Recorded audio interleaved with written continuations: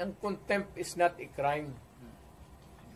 Yung contempt is just a measure for the orderly conduct of congressional hearings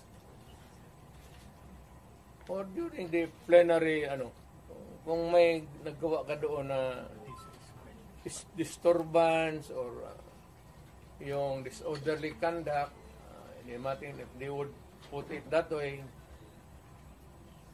palabas may pa raw na bakit idalhin sa prison correctional kasi hindi naman daw kriminal. Sabi ko dapat Congress sana doon may detention center sila. Kung wala, nagbakante sila ng kwarto doon nila nilagay. Bakit daw papasukin ng jail? Sabi ko hindi naman may pero yung mga bagubo are sporting wound in their hearts. So yan ang ko na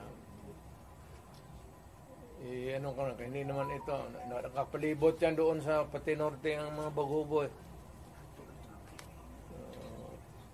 ikinig sila wala pa naman tayong natanong pero hindi maliit na bagay masyado yan para sabihin mo ng gulo, wag. Alam ko yan kasi na presidente ako.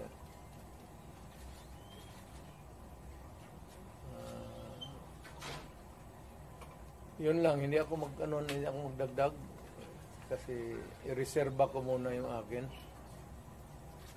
Kay Inday, wala yun. Inday, kaya niya yan.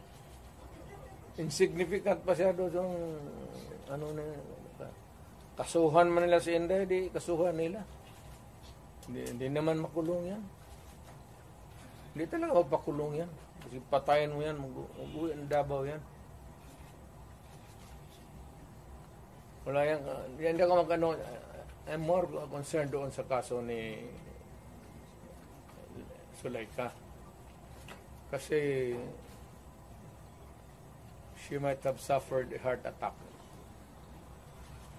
Kasi yung pain sa likod too severe. Pag ang heart attack kasi the symptom can start sa yung masakit masyado tapos nagsusuka ka. Heart attack yan. Hindi ko makain eh.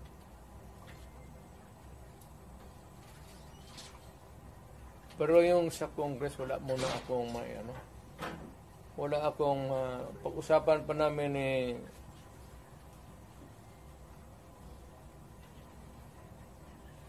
how not to pinag-usapan namin ngayon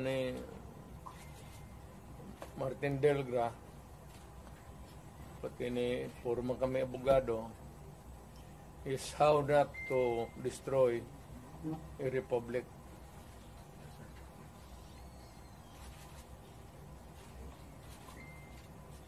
So we can entertain questions, pero